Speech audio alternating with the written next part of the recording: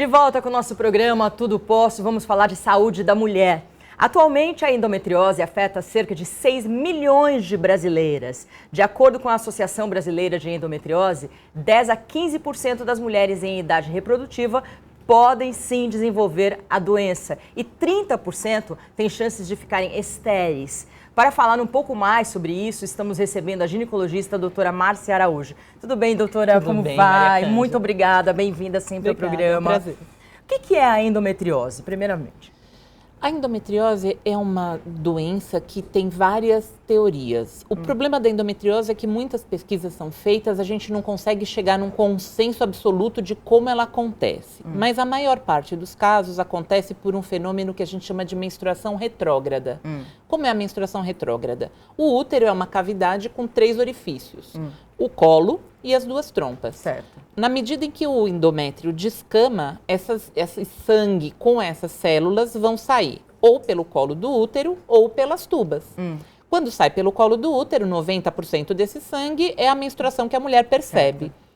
Os 10% restantes saem pelas tubas.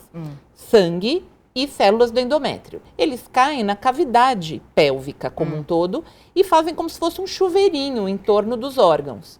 A maioria das mulheres, 90% delas, acaba tendo uma reabsorção desse sangue, dessas células, isso acaba. Em 10, 15% dos casos, essas células encontram um ambiente no peritônio favorável para que elas se reproduzam. Elas implantam, fazem pequenos cistos ou processos inflamatórios que viram aderências ou viram restrições no peritônio. E isso é endometriose. E qual é o perigo de você ter endometriose?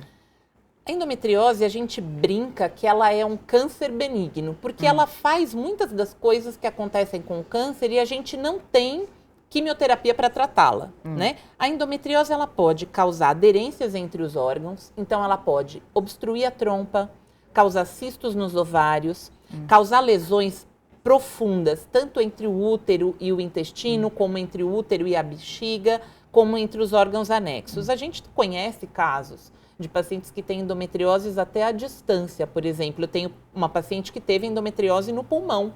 Nossa! E ela teve um pneumotórax espontâneo, precisou ser operada. E no fim, quem acabou fazendo o diagnóstico dela do pulmão fui eu, porque ela foi no pronto-socorro e ninguém tinha visto.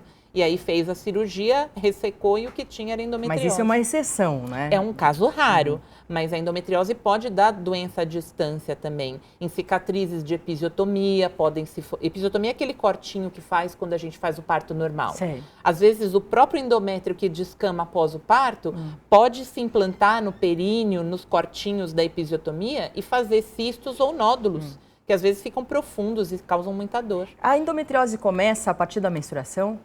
A maior parte dos casos, sim. E aí a gente acaba tendo uma associação, porque a endometriose ela é um processo inflamatório e é um processo inflamatório crônico.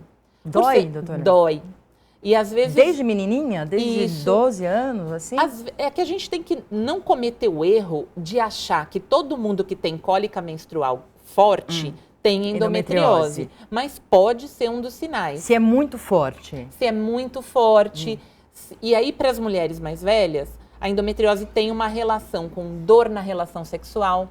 Então, dor na penetração profunda é um sinal de alerta que tem que ser visto.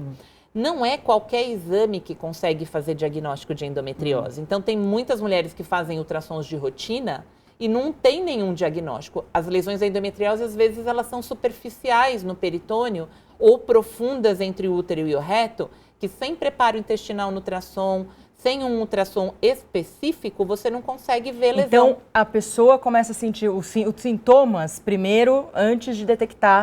E muitas vezes a paciente chega para mim no consultório com exames normais, Certo. E eu vou no exame clínico, no toque, na avaliação clínica apurada, conseguir avaliar e fazer o diagnóstico da endometriose, às vezes até melhor pelo exame, do que por um exame que ela traga de imagem. Mas daí ela reclama só de cólica? Não, elas reclamam, tem várias queixas. Então, a endometriose no entorno do útero pode dar muita cólica, pode dar muita dor. No período menstrual? E fora dele. Ah, fora dele também. Fora também. Tá. A endometriose pode dar lesões na parede abdominal, pacientes que tiveram cesarianas, por exemplo, como houve uma abertura entre as cavidades, do útero até aqui a superfície, também pode semear a célula de endometriose na parede abdominal e formar nódulos. Então, pode ter esses nódulos que causam dor. A endometriose pode infiltrar a musculatura uterina também. E aí, quando infiltra a musculatura uterina, chama adenomiose. Formam-se cistos e nódulos na intimidade do músculo do útero e isso é que causa dor.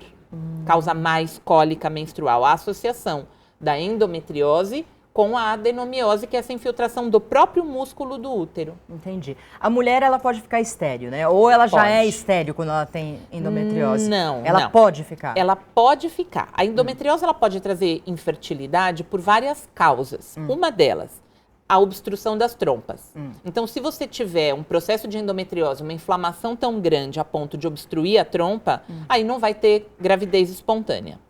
Outra causa são as alterações morfológicas da própria pelve, então distorção da pelve, né? Então, às vezes o ovário fica envolvido num processo de aderência, inflamação, que ele fica restrito atrás do útero e aí não acontece a captura do óvulo para fecundação dentro da trompa. Então, ela tem essa infertilidade.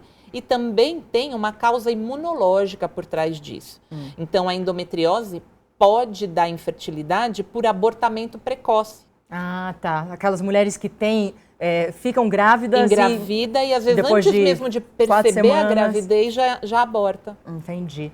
E dá para você tratar a endometriose? A pessoa dá, né? A endometriose é super tratável, que né? Bom. A maioria dos casos a gente trata ou com bloqueio menstrual ou com cirurgia. A cirurgia é indicada nos casos onde você tem lesão. Ou lesão profunda ou lesão na superfície. Boa parte das pacientes acabam fazendo o diagnóstico de certeza até mesmo dentro da própria cirurgia, porque as que têm lesão superficial, tem muitos casos que têm infertilidade não diagnosticada. Ninguém sabe o motivo verdadeiro pelo qual a paciente é infértil, faz exames, ela ovula, ela tem hormonação normal, a trompa não é entupida e mesmo assim ela não consegue engravidar. E aí você faz uma laparoscopia, olha a cavidade e vê a cavidade toda semeada por inúmeras lesões de endometriose que às vezes são superficiais, muito superficiais para que apareça num exame, mas elas estão lá causando processo inflamatório e podem causar abortamento, dificuldade de fecundação. O exame é ultrassom que se faz? É o ultrassom num primeiro momento, com preparo intestinal para poder fazer um diagnóstico inicial, mas num especialista para ver endometriose, não é qualquer ultrassom. E em segundo momento, a ressonância magnética, que é o melhor exame. A pessoa ela tem que começar a se tratar desde novinha ou ela deixa... Ela tem que começar, lógico, né? Deixa, lógico, né? Não, mas é porque eu vejo muitas mulheres de 35, 40 anos, elas começam a entender que elas têm endometriose quando elas não conseguem engravidar. Isso, mas a verdade é que assim, a gente tem inúmeras causas para infertilidade, a endometriose é uma delas. Muitas vezes, até, as pacientes que procuram serviços de reprodução humana, às vezes têm lesões de endometriose menores, incipientes, até pequenos cistos nos ovários, mas elas têm outras doenças associadas. Obstrução da trompa por processo inflamatório, outros problemas. E aí, muitas dessas são indicadas já diretamente para fertilização in vitro, porque elas ganham tempo, muitas vezes por causa da idade. Mulheres com mais de 35 anos, que já estão com uma reserva folicular um pouco prejudicada, muitas vezes já se indica diretamente para a fecundação. Mas quando a paciente está querendo fazer um tratamento a longo prazo, tratar não só a fertilidade, mas também as consequências, aí a gente indica um tratamento cirúrgico e medicamentoso, desde os primeiros sintomas. Claro, na menina mais jovem, você fazer o diagnóstico é um pouco mais cuidadoso, porque cólica a gente sente quando, né, quando adolescente. Mas aí você tem que observar essa paciente. Uma cólica que mesmo em uso de pílula ainda exista, é passível da gente ficar muito mais preocupado, porque aí pode ser mais uma endometriose. Então as mães têm que ficar bem ligadas nisso, né? Tem que levar a menina no ginecologista na primeira demanda dela. Né? Na hora Com quantos anos você acha que é a primeira Quando vez? ela achar que deve. As mães me perguntam, quando que eu levo minha filha a primeira vez no ginecologista? Quando a menina achar que precisa. Porque muitas vezes a mãe acha que a filha precisa, a filha não acha que precisa.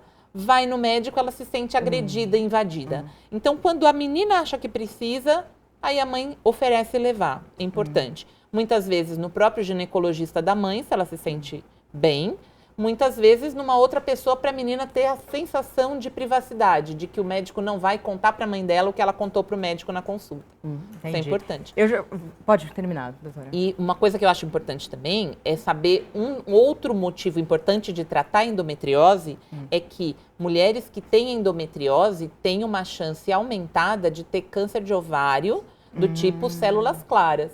Então, não apenas para o tratamento dos sintomas e da dificuldade de gravidez, mas também para tentar prevenir a consequência mais deletéria que seria o câncer. É verdade. Vou aproveitar a sua presença aqui para falar, a gente falou de meninas de 12 anos, 13 anos, que começam a ficar menstruadas. Queria saber a sua opinião sobre a vacina do HPV. Tem que levar a partir dos 9 anos mesmo? Tem que levar. Tem. Nós vivemos... Porque às vezes a gente vai falando assim, vou levar depois. Não, quanto antes levar, melhor. Na verdade, a gente estima que as meninas no Brasil, a grande parte delas tem começado qualquer tipo de atividade sexual. Não necessariamente penetração, mas intercurso... Com 14, 15 anos. 12 a 15. 12 anos? Sim. Nossa, doutora, não acredito. Quer dizer, acredito porque você está falando, mas eu que tenho filha ainda, eu não quero acreditar. 12 a 15. Então, como essas meninas vão começar a ter contato sexual nessa idade, ter interesse pela matéria, então é bom que elas estejam protegidas, porque mesmo os contatos superficiais, você pode pegar. Que o menino vá só brincar ali na vulva, já tem a chance de transmitir o vírus. Entendi. E tem muito esse vírus, né? Estimativas dizem em torno de 70% da população até os 18. Tem HPV? Impressionante. E você tomando a vacina, dá para reverter esse quadro? A vacina é uma proteção local. A vagina é uma das únicas mucosas que secreta IgG, que é um anticorpo. Então, na hora que você vacina, a vagina vai secretar anticorpos que vão bloquear o vírus num primeiro momento, então impedir que ele tenha uma primeira contaminação. Mas ela protege só sobre 4 tipos de vírus e algumas famílias associadas. Então, hoje o que a gente está vendo também é que já nos Estados Unidos já foi lançada a vacina nonavalente para 9 tipos de vírus, porque os 4 que a gente tem hoje não são suficientes. Eu tenho pego muita paciente em consultório que tem infecção ativa por vírus que não são os 4 tipos da vacina e que são tipos que a paciente começa a fazer lesão por causa deles e são mulheres vacinadas. Entendi. E tem previsão de chegar no Brasil essa vacina? Não, ainda não. Não tem, né? Uma pena. Mas a gente já tem pelo menos uma vacina aqui. A vacina é importantíssima. E as meninas, a partir de 9 anos mesmo, é importante vacinar. O que eu acho importante salientar é assim, as mães vão oferecer a vacina para suas filhas, mas tem que oferecer também educação sexual. Não é porque ela tomou a vacina... Pode deixar a escola, que a escola praticamente não fala nada, né? Não, a mãe tem que educar, porque não é porque a filha tomou a vacina que ela pode ter relação sem camisinha porque ela está protegida. Isso é uma falha grande do ensinamento. A criança, a menina, a adolescente, ela tem que aprender a usar a camisinha, a mãe tem que reforçar isso com ela, os meninos também, mas essa é a única forma de prevenção de outras coisas, como a AIDS, que o vírus, que a vacina não cuida. É verdade. Bom, doutora, foi ótimo o bate-papo, adorei. Obrigada. Eu aproveitei para falar de HPV, que eu estava em dúvida, porque eu vi, tem vários relógios na cidade falando da vacina. A campanha está ativa. A campanha está ativa, né, do HPV. Então, aproveitei a sua presença aqui para falar também de endometriose e HPV. Bom, você viu que hoje a gente vai ter uma banda muito bacana no programa. Adorei. Você gostou? Achei maravilhoso. Então, a gente vai com mais um pouquinho de Serial Funkers. Os meus olhos coloridos me fazem refletir que eu estou sempre na minha e não posso mais fugir. Meus cabelos enrolados, todos querem imitar. Eles estão baratinados, também querem enrolar. Você ri da minha roupa, você ri do meu cabelo, você ri da minha pele, oh baby. Você ri do meu sorriso.